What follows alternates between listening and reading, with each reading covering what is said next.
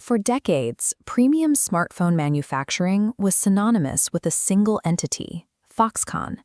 Their massive megafactories formed the backbone of a global supply chain that seemed impossible to replicate elsewhere.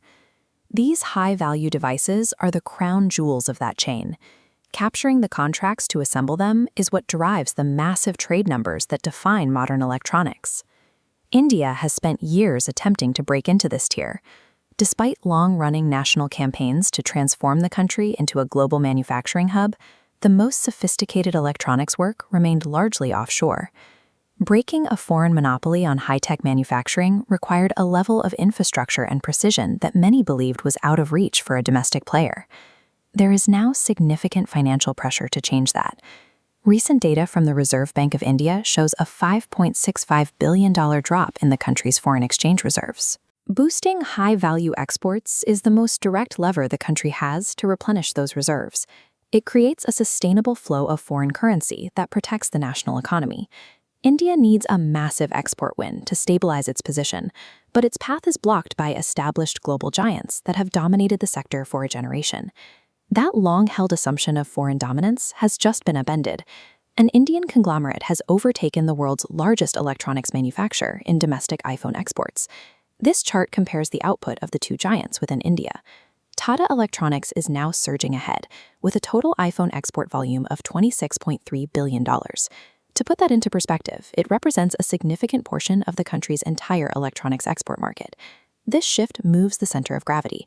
Instead of a foreign contractor operating on Indian soil, an indigenous corporation now owns the output and the manufacturing infrastructure. This is the first time a domestic company has successfully claimed a dominant position at the highest tier node of a global tech supply chain.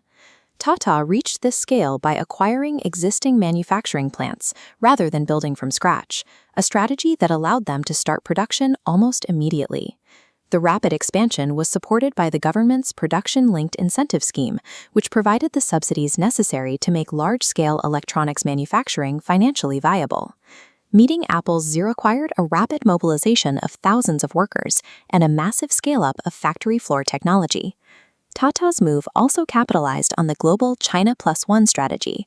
As international firms look to mitigate supply chain risks, India has emerged as the primary alternative.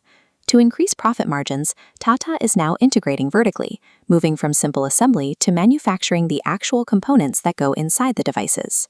This milestone was the result of years of alignment between aggressive corporate acquisitions and state-backed industrial policy. This corporate victory is now being used as a benchmark for a much larger goal, reaching $1 trillion in annual exports by the year 2027. Reaching that number requires India to maintain a 17% annual growth rate in goods exports, a trajectory shown by the steep climb on this chart. It is a target that Commerce Ministry policymakers are now treating as the primary metric for the country's industrial success. Mathematically, hitting that trillion-dollar ceiling is impossible without repeating Tata's success in other high-value sectors. Success in the smartphone market provides a potential template for other sectors. It suggests that the combination of private capital and government incentives can scale in complex environments.